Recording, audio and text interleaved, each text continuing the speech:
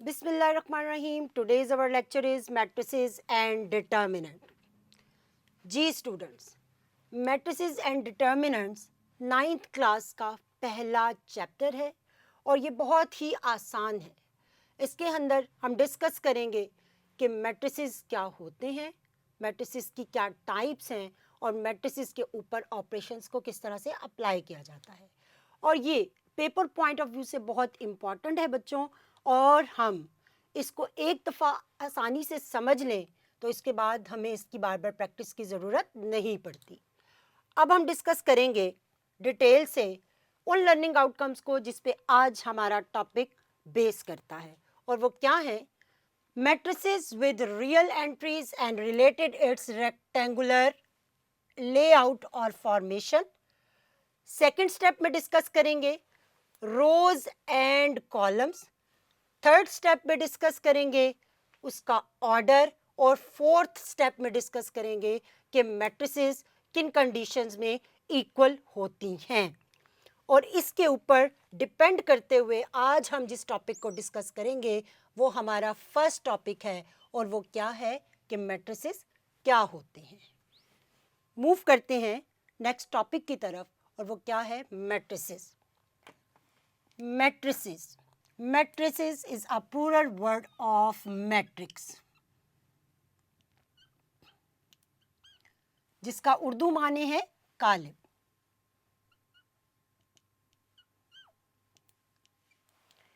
जी बच्चों, मैट्रिसेस कुछ और नहीं है, जस्ट नंबर्स को, एंट्रीज को रोज एंड कॉलम्स में लिखने का एक तरीका है।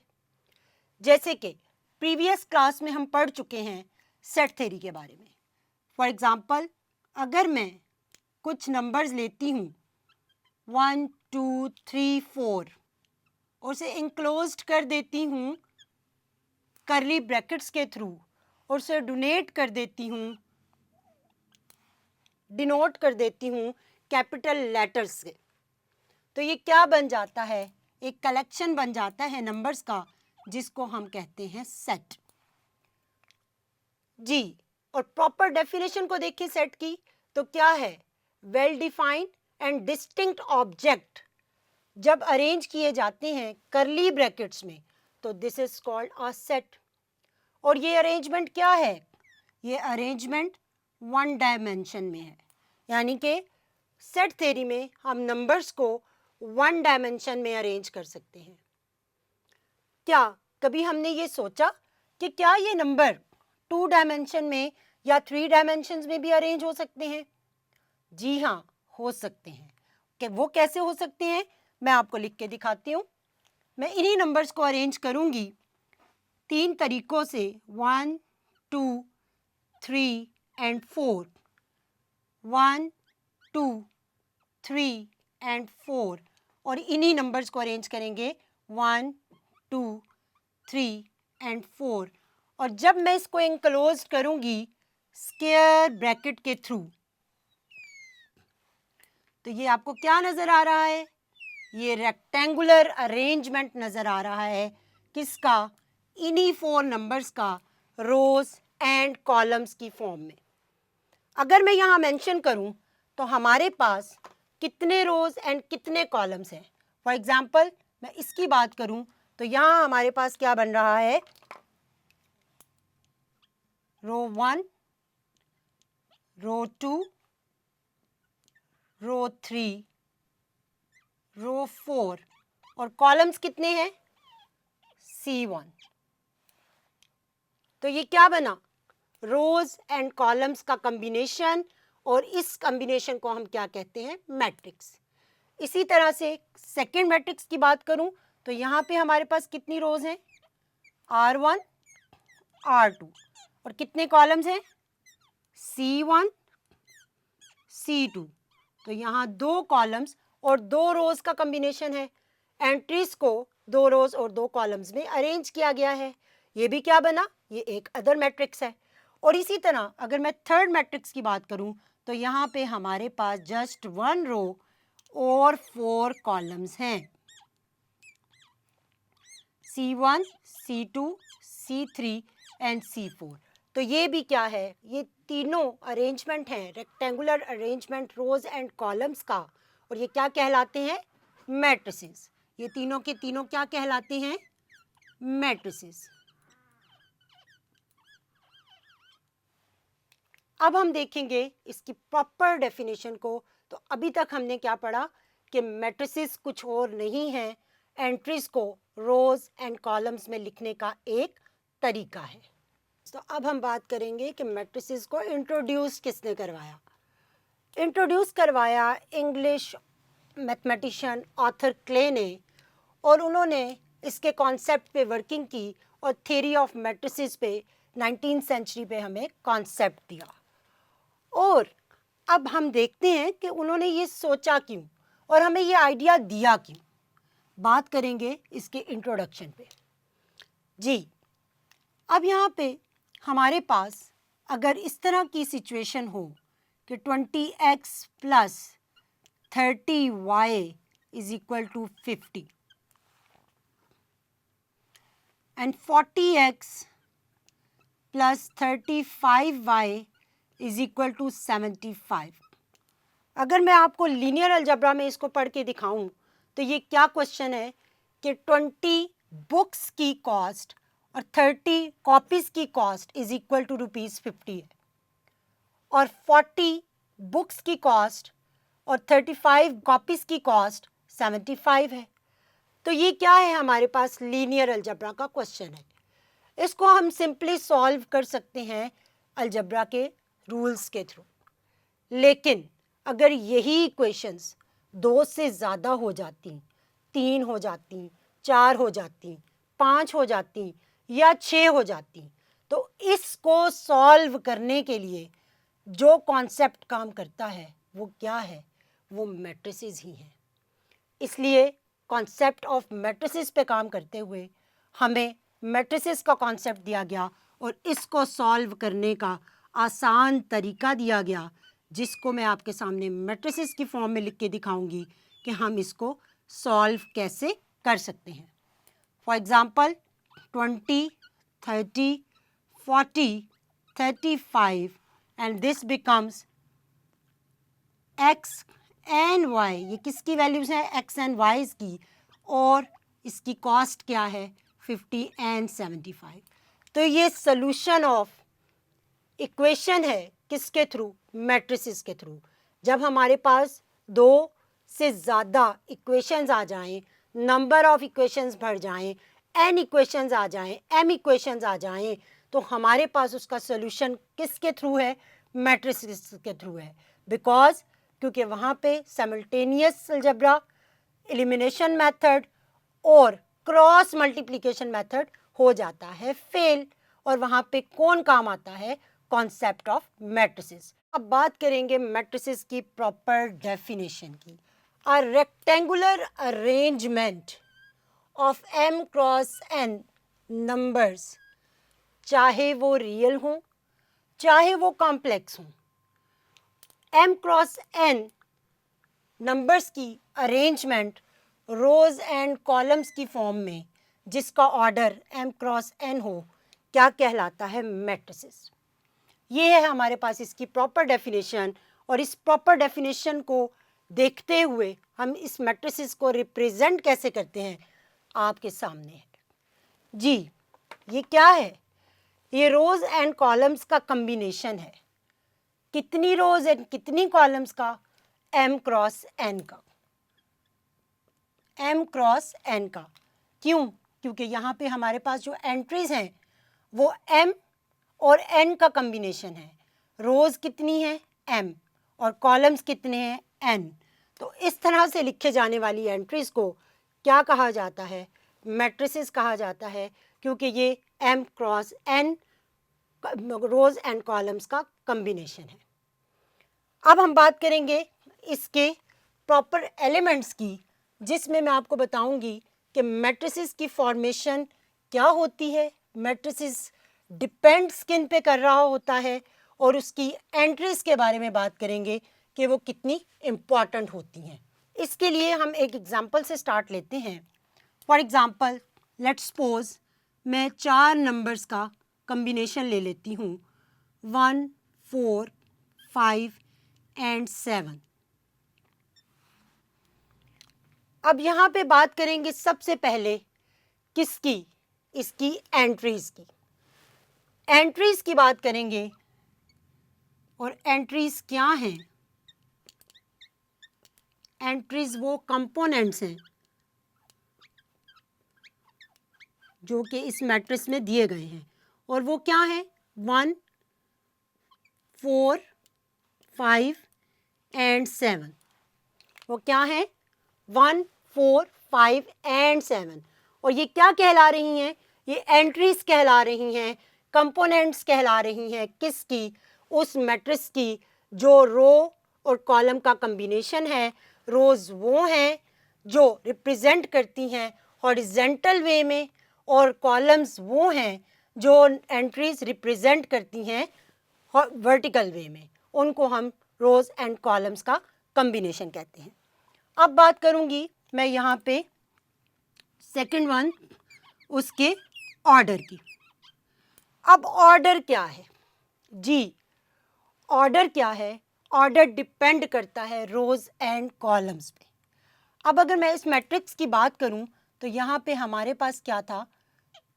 कितनी रोज थी? R1, जस्ट 1 रो। और कितने कॉलम्स हैं? 4 columns, C1, C2, C3 and C4। अगर ऑर्डर की बात करूं तो ऑर्डर को हम किस तरह रिप्रेजेंट करते हैं? ऑर्डर को रिप्रेजेंट करते हैं 1 क्रॉस 4 से। बिकॉज 1 किसको रिप्रेजेंट कर रहा है? 1 रिप्रेजेंट कर रहा है नंबर ऑफ रोज को, और 4 किसको रिप्रेजेंट कर रहा है? 4 रिप्रेजेंट कर रहा है नंबर ऑफ कॉलम्स को। तो हमारे पास जो सेट या मैट्रिक्स दिया गया है उसके अंदर कितनी रोज हैं? R1, जस्ट 1 रो। और कितने कॉलम्स हैं? There are 4 columns. तो इसका ऑर्डर क्या बना? 1 क्रॉस 4। और अगर मैं इसको इस तरह से लिखूं 4 क्रॉस 1, तो ये क्या है?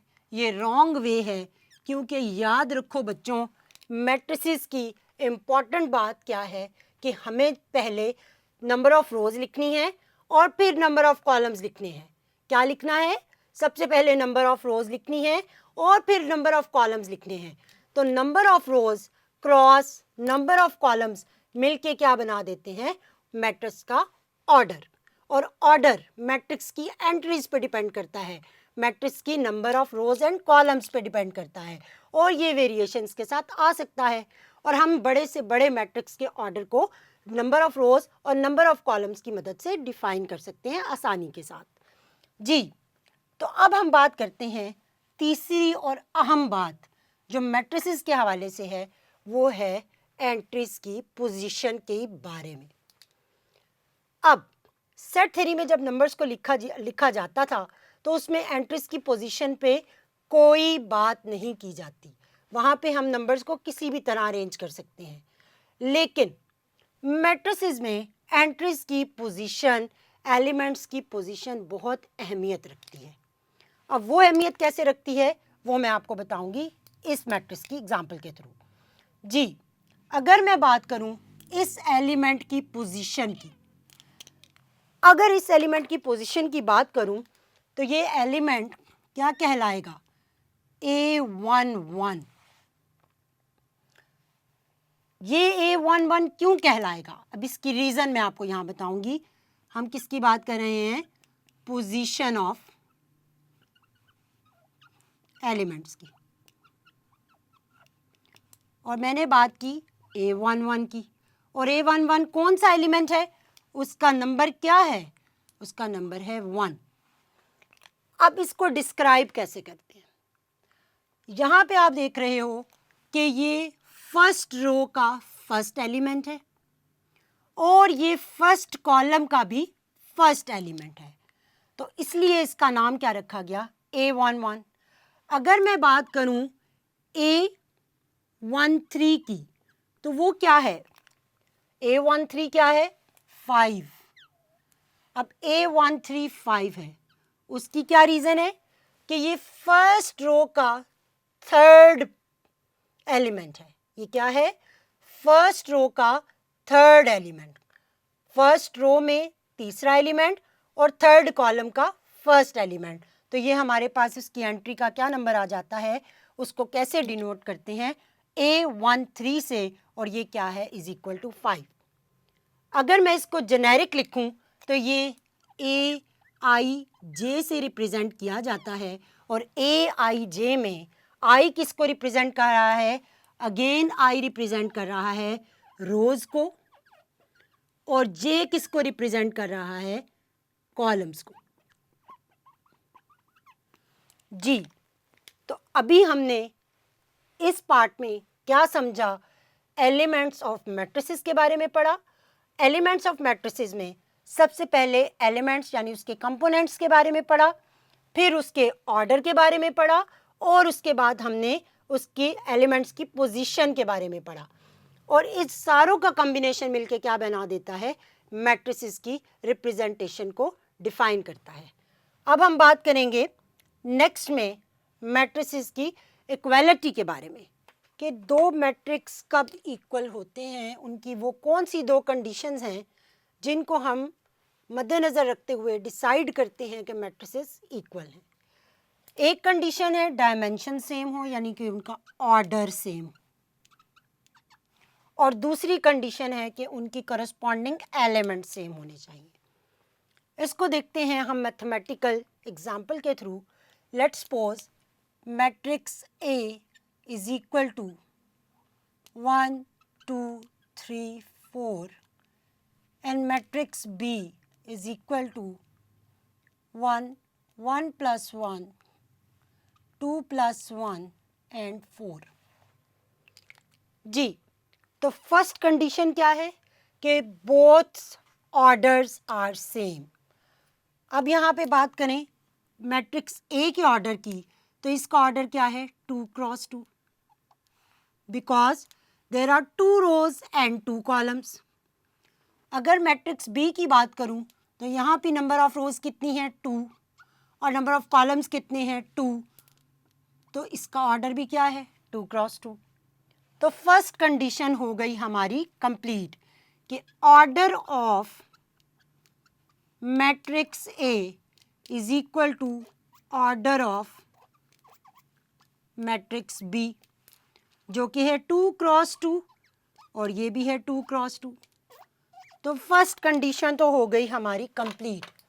जी स्टूडेंट्स, तो अब हम बात करेंगे मैट्रिसेस की एप्लीकेशंस की, कि हम रियल लाइफ में उसको किस तरह से यूटिलाइज करते हैं। जी, तो फर्स्ट एग्जांपल की बात करूंगी। ये है हमारे पास एक कैलेंडर। कैलेंडर क्या है? ये रोज एंड कॉलम्स का कॉम्बिनेशन है, और इसके पीछे जो कॉन्सेप्ट वर्किंग कर रहा है वो भी क्या है? मैट्रिसेस का कॉन्सेप्ट है।